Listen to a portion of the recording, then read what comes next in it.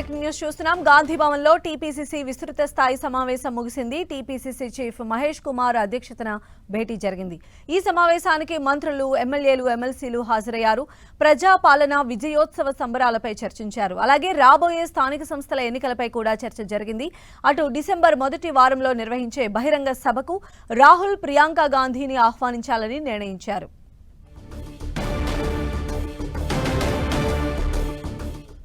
మరిన్ని అప్డేట్స్ మా ప్రతినిధి ప్రతాప్ అడిగి తెలుసుకుందాం. ప్రతాప్, సంధ్య, ఈరోజు గాంధీ భవన్ వేదికగా కాంగ్రెస్ పార్టీకి సంబంధించిన విస్తృత సమావేశం జరిగింది. పీసీసీ చీఫ్ మహేష్ కుమార్ గౌడ్ ఆధ్వర్యంలో జరిగిన సమావేశానికి మంత్రులతో పాటు ఎమ్మెల్యేలు, ముఖ్యమైన కార్పొరేషన్ చైర్మన్లతో పాటు ముఖ్యమైన నేతలంతా కూడా హాజరు కావడం జరిగింది. ప్రధానంగా ఈ సమావేశానికి ఎజెండాగా కాంగ్రెస్ ప్రభుత్వం తెలంగాణలో ఏర్పడి దాదాపు ఏడాది అవుతుంది కాబట్టి ఈ ఏడాదికి సంబంధించిన సంబరాలు ఒకవైపు కూడా ప్రభుత్వం తరఫున కూడా చేస్తున్నారు. ఈ సంబరాలంతా కూడా విజయవంతంగా విస్తృతంగా జనంలోకి తీసుకెళ్లాలి, పార్టీ ముందుండి వీటిని విస్తృతంగా జనంలోకి తీసుకెళ్లాలని ఒక ఆలోచనతో సమావేశాన్ని ఏర్పాటు చేయడం జరిగింది. అయితే దీనికి సంబంధించి కూడా ఏడాది అవుతున్న సందర్భంలో కూడా డిసెంబర్ మొదటి వారంలో ఒక సమావేశాన్ని ఏర్పాటు చేయాలని చెప్పేసి పార్టీ తరఫున కూడా ఒక సమావేశాన్ని ఏర్పాటు చేయాలని చెప్పేసి నిర్ణయించారు. ఇప్పటికే ప్రభుత్వం తరఫున 3 చోట్ల 3 సభలు నిర్వహించాలని చెప్పేసి నిర్ణయించారు. అందులో భాగంగా ఇప్పటికే వరంగల్ వేదికగా మహిళా శక్తికి సంబంధించి కూడా మహిళా వారికి సంబంధించి కూడా ఒక సమావేశం నిర్వహించడం జరిగింది. నెక్స్ట్ యూత్కు సంబంధించిన సమావేశాన్ని కరీంనగర్ వేదిక కూడా నిర్వహించాలని చూస్తున్నారు. అదేవిధంగా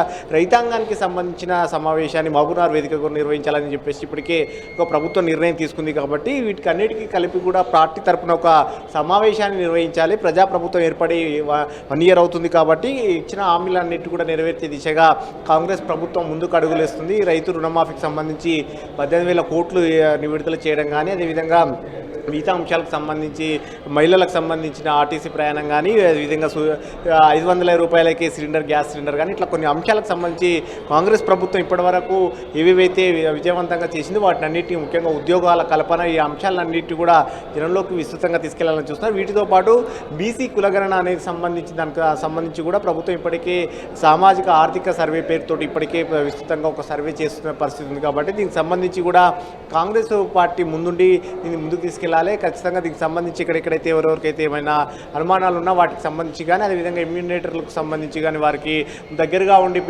పార్టీకి సంబంధించిన నేతలు దగ్గరుండి సర్వే విజయవంతమయ్యేటట్టుగా కూడా చూడాలని చెప్పేసి దిశానిర్దేశం జరిగింది. దీంతోపాటు అతి ముఖ్యంగా కార్పొరేషన్ చైర్మన్లకు సంబంధించి కూడా ఒక అంశం చర్చకు వచ్చినట్టుగా కూడా తెలుస్తుంది. ఈ అంశం సంబంధించి కూడా ప్రధానంగా ఇప్పటికే 30-40 దాకా కార్పొరేషన్లు ఇప్పటికే భర్తీ చేయడం జరిగింది. మరికొన్ని కార్పొరేషన్లు ఇంకా ఖాళీగా ఉన్నాయి. వాటిలో దాదాపు 30 వరకు కూడా భర్తీ చేయాలని చెప్పేసి ఆలోచన చేస్తుంది. ఎందుకంటే 1 ఇయర్ కావస్తుంది కాబట్టి ఆ కార్పొరేషన్ చైర్మన్ల భర్తీ కూడా చేయాలని కూడా ఆలోచన చేస్తుంది. కాబట్టి ఆ కార్పొరేషన్ చైర్మన్ల విషయంలో కూడా ఎవరు ఎలాంటి ఇబ్బందులు పడకుండా కలిసికట్టుగా ముందుకెళ్ళాలి. ఎందుకంటే ఇప్పటికే కొన్ని చోట్లకు సంబంధించి చూసినట్లయితే కనుక 10 నియోజకవర్గాల్లో పార్టీ ఫిరాయించిన ఎమ్మెల్యేలు కాంగ్రెస్ పార్టీలోకి వచ్చారు. వారికి సంబంధించి ఇప్పటికీ డిస్టర్బెన్స్ నడుస్తూనే ఉంది.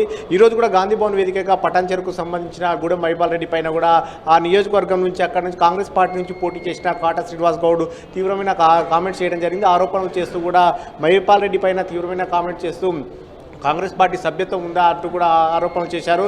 గతంలో ఆయన పైన కాంగ్రెస్ పార్టీ తీవ్రంగా ఆరోపణలు చేసిన వ్యక్తి మళ్ళీ కాంగ్రెస్ పార్టీలోకి ఎట్లా వస్తారంటూ కూడా గాంధీ భవన్ వేదికగానే ఆరోపణలు గురించిన పరిస్థితి. సో ఈ పరిస్థితుల నేపథ్యంలో వీటినంతా కూడా ఎంపీలు, ఎమ్మెల్యేలు, ఎమ్మెల్సీలు అందరూ కలిసికట్టుగా వెళ్ళి కార్పొరేషన్ చైర్మన్లతో పాటు నెక్స్ట్ ఫర్దర్గా వచ్చే స్థానిక సంస్థ ఎన్నికలు చాలా పార్టీకి ప్రతిష్టాత్మకం కాబట్టి వాటిలో విజయవంతం అయ్యేటట్టుగా కూడా ఇక్కడ నుంచి ప్రణాళిక రూపొందించుకోవాలని దిశానిర్దేశం చేయడం జరిగింది. సంధ్య.